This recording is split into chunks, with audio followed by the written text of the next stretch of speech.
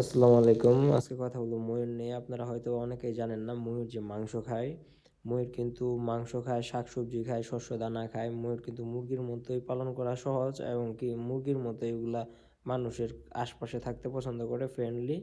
আর ময়ূর শস্য দানা বেশি পছন্দ করে। আর ময়ূর কিন্তু মনে করেন বছরে একবার ডিম দেয়, সিজনাল। বছরে একবার ডিম দেয়। আর বাংলাদেশে হোয়াইট পাইট এই ময়ূরগুলাই বেশি পাওয়া যায়। তবে বাংলাদেশের সবচেয়ে ফেমাস হচ্ছে ইন্ডিয়ান ব্লু পিকক, যেগুলো দেখতে পাচ্ছেন ভিডিওতে, এগুলাই।